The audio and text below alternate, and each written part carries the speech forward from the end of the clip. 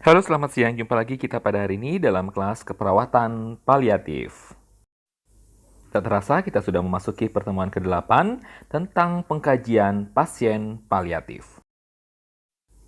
Pada kelas pengkajian pasien paliatif, kita akan mengetahui banyak tentang apa saja hal-hal yang harus kita kaji pada saat kita bertemu atau merawat pasien dengan pasien paliatif dan juga instrumen-instrumen yang akan kita gunakan. Berikut adalah pokok bahasannya. Yang pertama adalah pengkajian status fungsional, kemudian pengkajian fungsi fisik yang dibagi menjadi 4, yaitu pengkajian nyeri, pengkajian dyspnea, pengkajian fatigue, dan pengkajian delirium. Berikutnya, pengkajian kecemasan dan depresi, pengkajian spiritual, pengkajian budaya, dan pengkajian prognosis. Kita masuk yang pertama, yaitu pengkajian status fungsional. Seperti apa? Status fungsional yaitu prediktor independen terhadap kemampuan pasien untuk dapat bertahan hidup.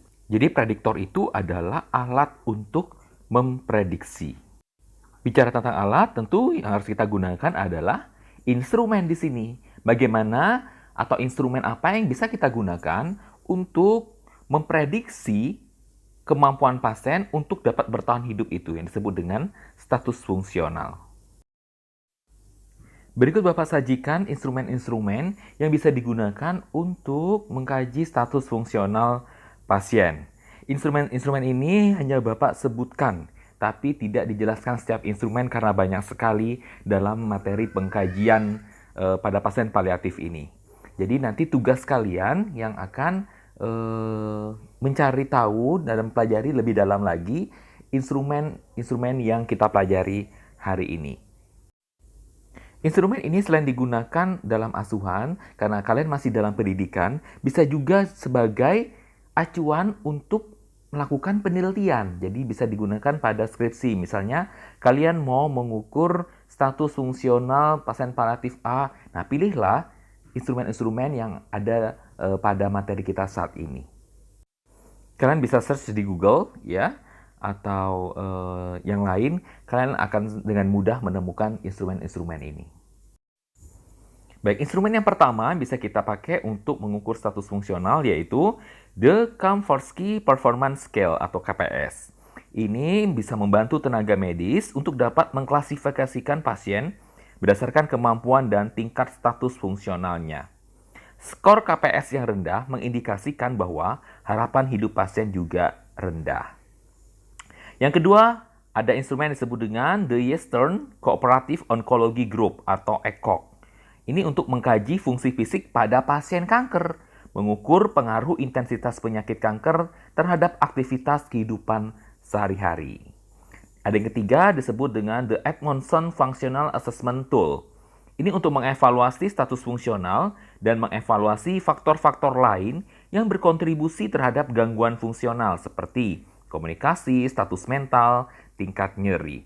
Nah, Edmondson di rumah sakit kami menggunakan Edmondson untuk mengkaji status fungsional pasien.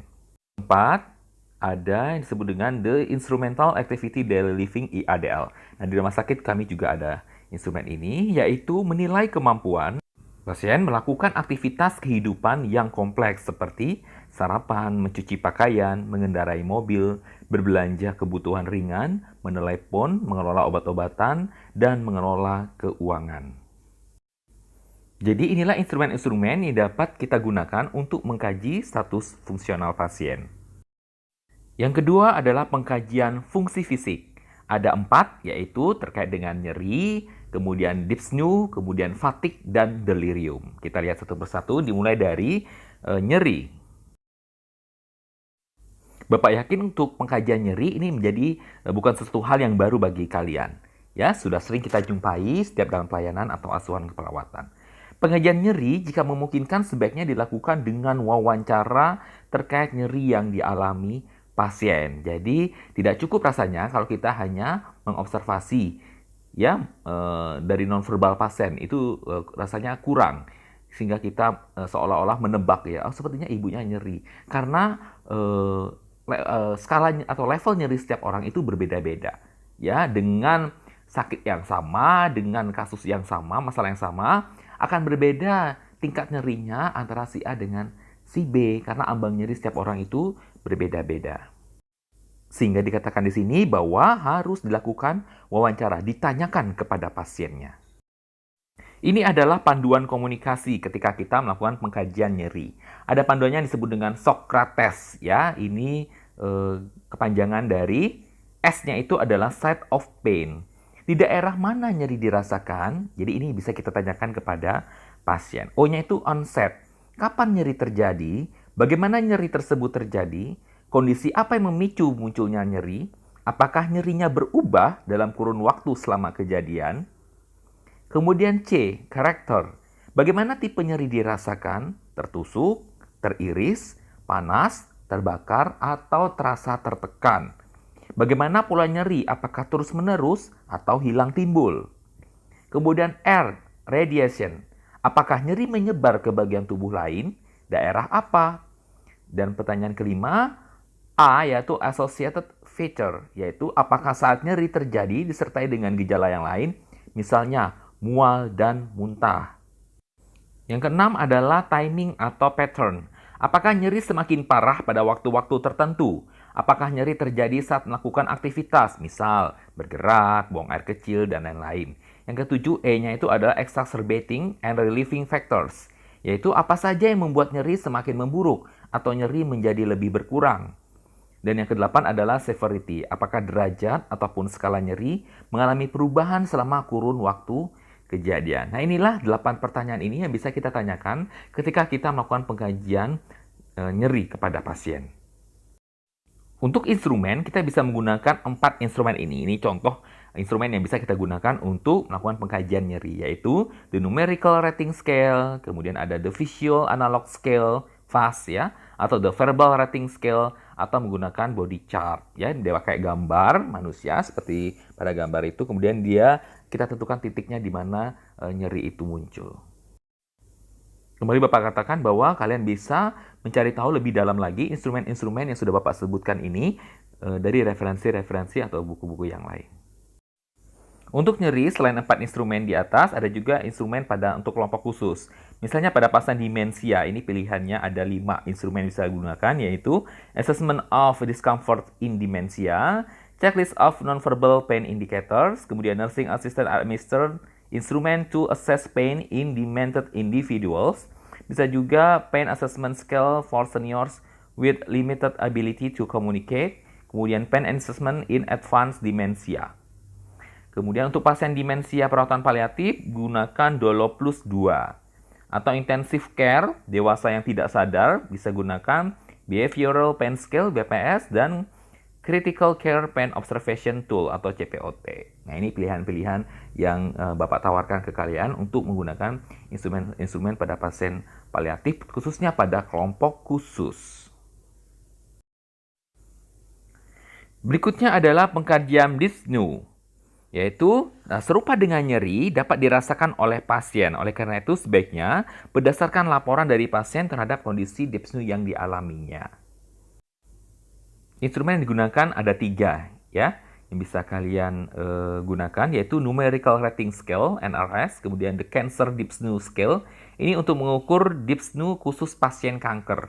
Kemudian ada the Respiratory Distress Observation Scale (RDOS), ini untuk mengukur tanda-tanda yang konsisten ditemukan pada saat dyspnea terjadi, intensitas dan respon terhadap pengobatan, terutama pada pasien yang tidak mampu melaporkan sendiri mengenai kondisi dyspnea yang dialaminya.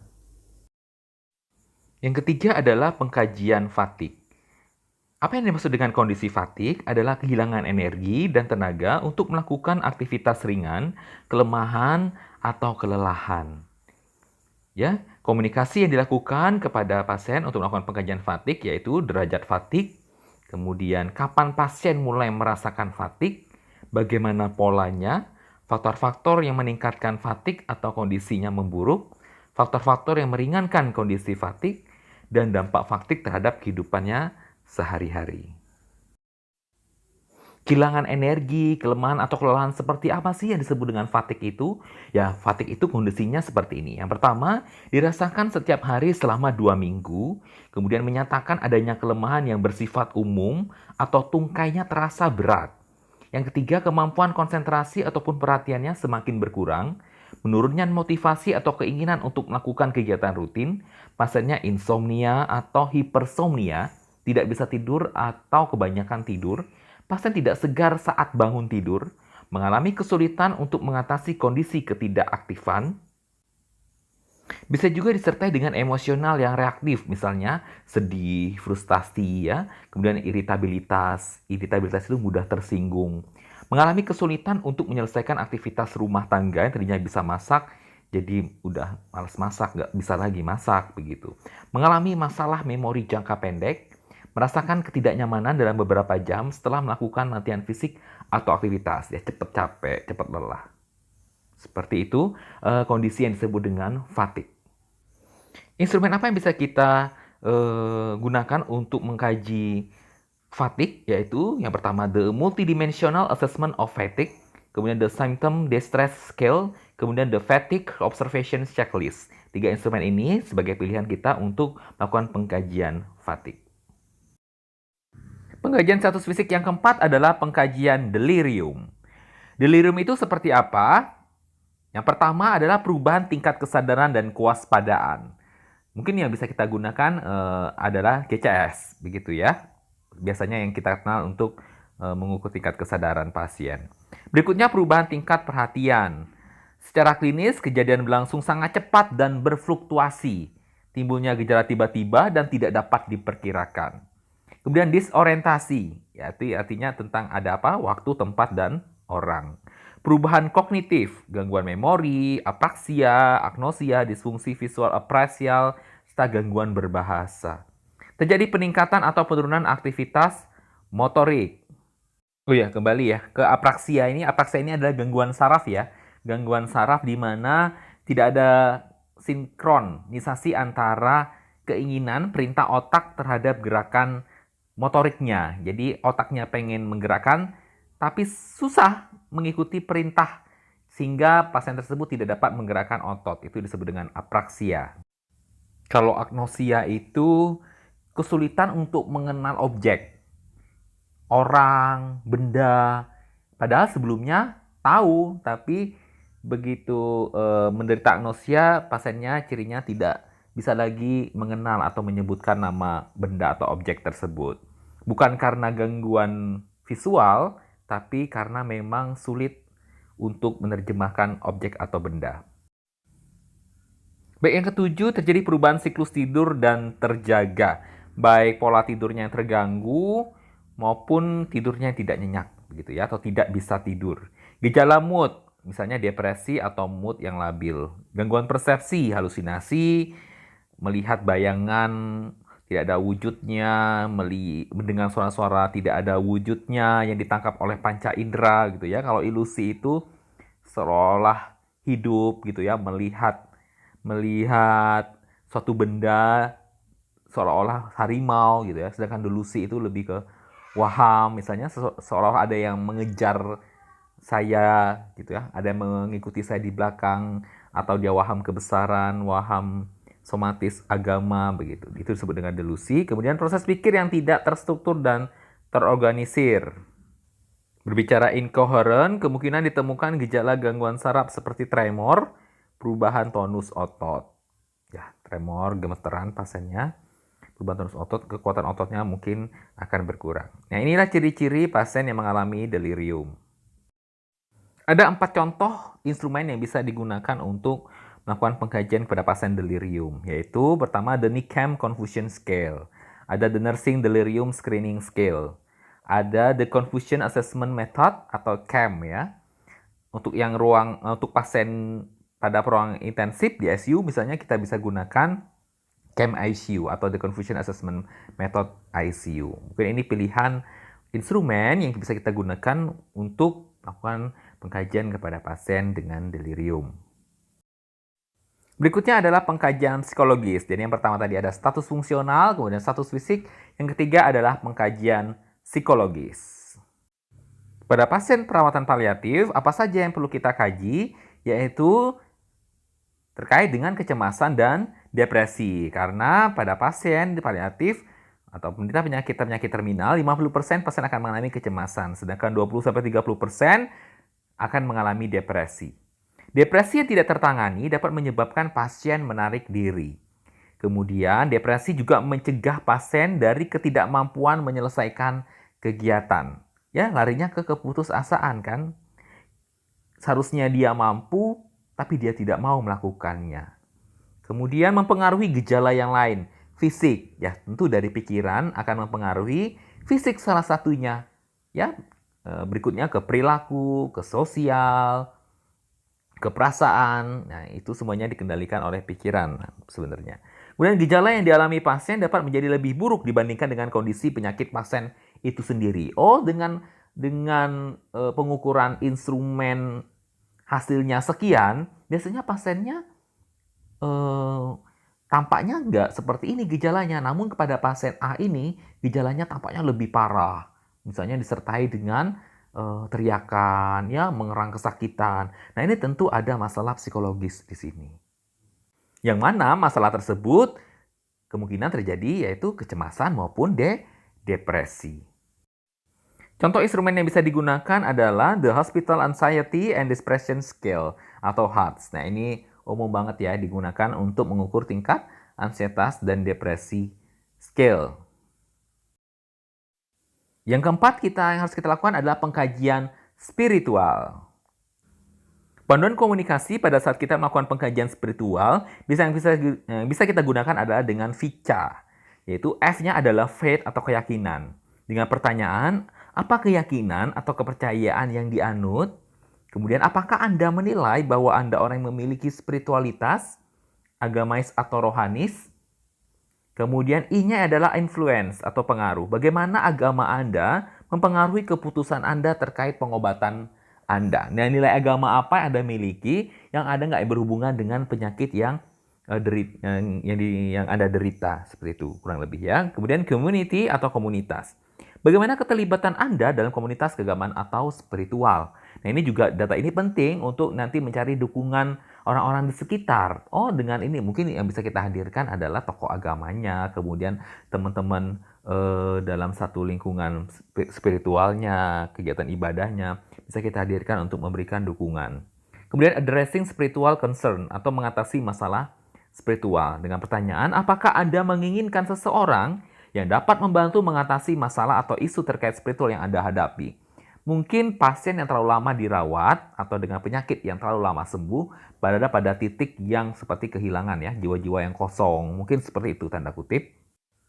Belum ditambah misalnya pikiran-pikiran yang merasa berdosa karena sudah lama tidak ibadah, misalnya sudah lama tidak sholat Jumat gitu ya, sudah lama tidak pergi ke gereja atau tempat ibadah sesuai dengan agamanya. Akhirnya dirinya merasa berdosa. Padahal sebenarnya secara sehat kalau kita berpikir ya tidak apa-apa karena yang bersangkutan juga sedang sakit. Nah, ini kan belum kekuatan ya. Artinya kita butuh orang-orang yang terdekat yang bisa membantu masalah dia untuk mengisi kekosongan jiwa, mengembalikan pikiran-pikirannya menjadi pikiran yang positif seperti itu dari tokoh-tokoh agama atau tokoh-tokoh spiritual yang bisa membantu dia. Data ini menjadi sangat penting ya, akreditasi rumah sakit atau mungkin puskesmas juga sangat menekankan ini ya, bahwa harus ada pengkajian spiritual pasien. Yang kelima adalah pengkajian budaya. Pada pengkajian budaya, perawat perlu mengetahui budaya yang dianut oleh pasien sebagai langkah awal dan acuan dalam melakukan pengkajian. Nilai dan kepercayaan berdasarkan budaya yang dimiliki. Jadi apakah ada nilai-nilai budaya yang berhubungan dengan penyakit pasien? Apakah ada nilai-nilai juga yang dijadikan sebagai modal atau dasar bagi kita untuk meningkatkan kualitas kehidupan pasien? Gitu ya, yang bisa kita gunakan nilai-nilai budaya tersebut. Gambaran komunikasinya seperti apa? Yang pertama, mungkin kita perlu identifikasi tempat kelahiran pasien. Bu, lahirnya di mana? Ya, kapan gitu. Kemudian menanyakan mengenai pengalaman migrasi pasien. Ya, asalnya dari mana, pernah pindah ke mana. Kemudian mengidentifikasi kemampuan pasien menggunakan jaringan informal dan sumber-sumber untuk mendukung dalam kegiatan komunitas. Apakah pernah ikut ya dalam kegiatan-kegiatan informal begitu ya, atau sumber-sumber yang mendukung komunitas memiliki komunitas apa pasiennya itu juga perlu kita tahu. Kemudian mengidentifikasi penentu dan pembuat keputusan dalam keluarga. Nah, dan keluarga ini siapa sebagai pembuat keputusan dalam keluarga begitu. Sehingga kalau terjadi apa-apa kita lebih mudah ya untuk bertanya. Misalnya terkait dengan informed consent, tindakannya, persetujuan tindakan dan sebagainya itu pasti orang tersebut mempunyai pengaruh yang besar dalam keluarga itu. Nah, itu harus kita pegang. Dia pasti jadi caregiver utama dalam keluarganya. Berkaitan antara pengambil keputusan dengan caregiver utama. Berikutnya menelusuri bahasa utama dan bahasa kedua.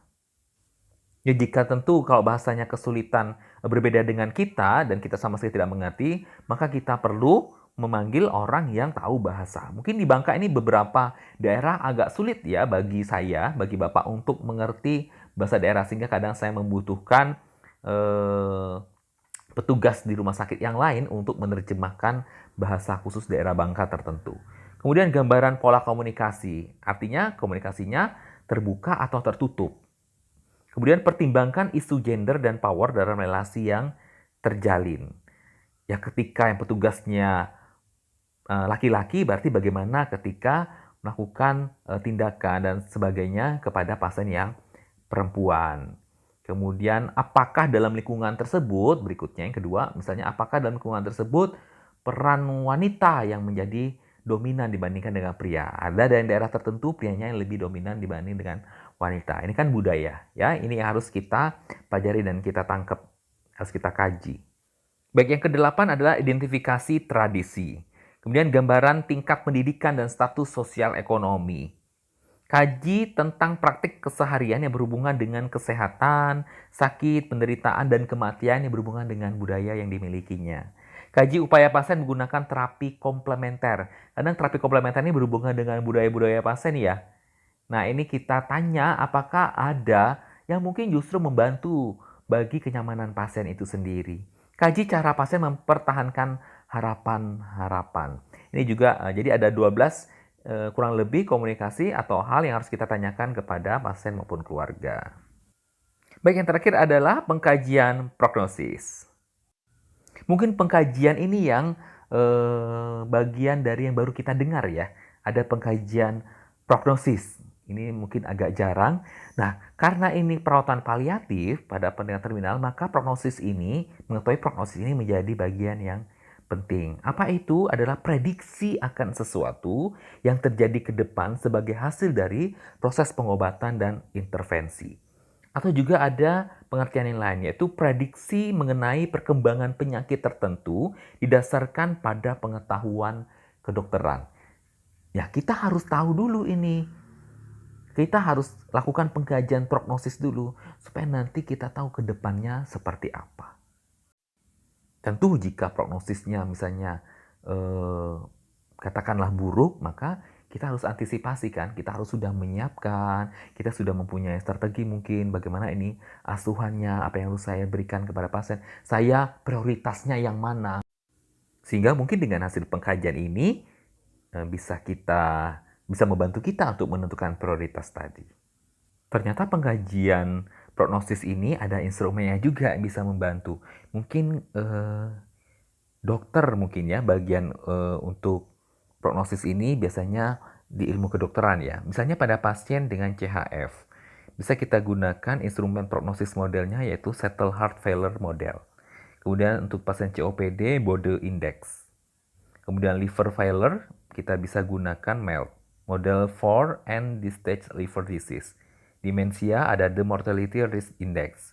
Atau ada yang kidney disease, kita bisa gunakan The Modified Carlson Comorbidity Index.